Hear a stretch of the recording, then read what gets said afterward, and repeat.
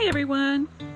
It's been about a week since we arrived here at Sailboat Cove. We have really enjoyed being here and helping out where we can. The weather has been pretty awful. We've had a couple of days where we've actually seen the sun, but John and Christy estimate this spring they are about 3 weeks behind schedule as far as getting the garden in, which is something that is really important here. We've also had some high wind and a nasty storm, which resulted in a catastrophe here at Sailboat Cove. On the morning after the rain and 50-knot wind, it was Christy who noticed the whaler was no longer on the running line and had washed up on the beach. We were horrified to see the motor had worked itself loose from the transom and was lying in the breaking waves. We all sprang into action, with John racing up to the barn to bring down the tractor. First and foremost was the rescue of the motor. This was a huge blow to lose our transportation.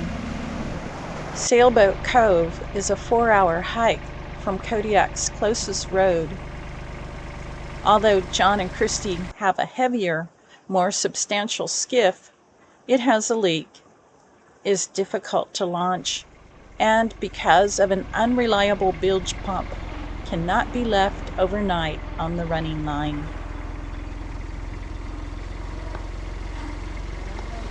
The whaler was the workhorse, handy to run across the strait to Ouzinkie on Spruce Island to collect mail or in the event of a medical emergency. The whaler is also used to set the salmon net and the long line. For the near future, there will be no fishing and we will be stranded and dependent on neighbors across the strait for transportation.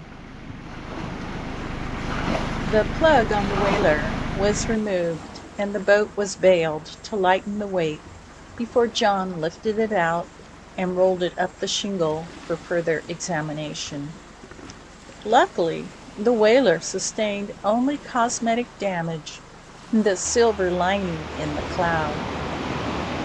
What caused the whaler to break loose during the night? Initially, we all assumed the running line had chafed and parted, but as Christy reeled in the intact line, she discovered it was the line attaching the block to the moorings anchor line that had failed. The cover on the motor bore ample evidence of being thrashed in the sand and gravel.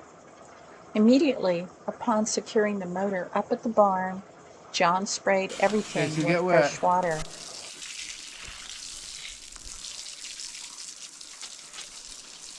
Even seaweed. The spark plugs were removed and the cylinders sprayed out with water. The oil was drained and changed, and the cylinders were bathed with oil, and the motor given a coating of light oil. Once the spark plugs were reinstalled, an attempt was made to start the motor, with no luck.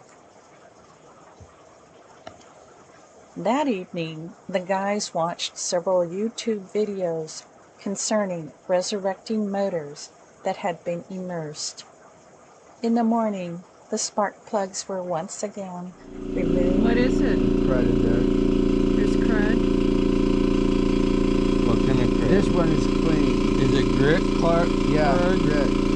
And using a fine air nozzle, the cylinders were blown out with compressed air. What's your eyeball, okay?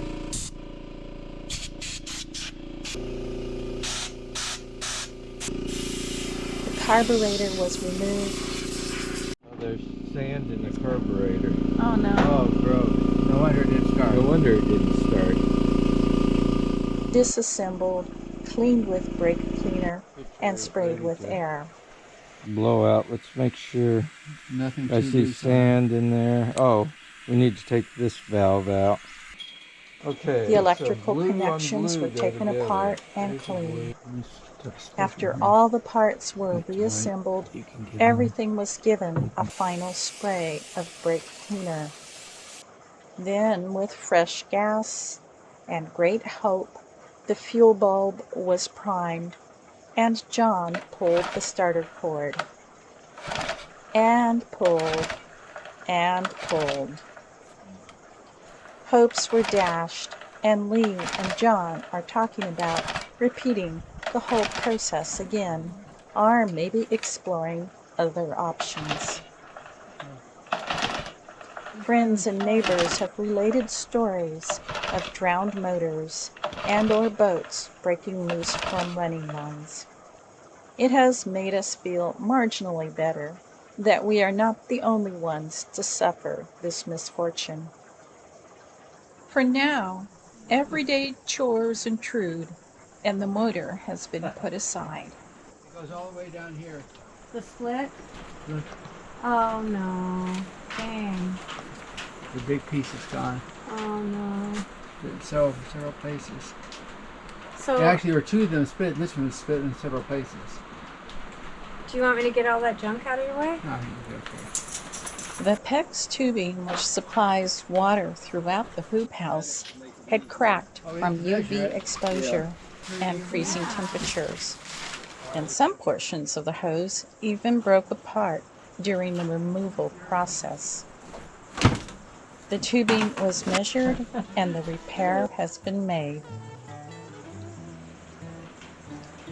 When we had a break in the weather, John began removing the heavy fall thatch from the meadow with the weed eater. Christy raked and bagged some of the grass clippings for compost.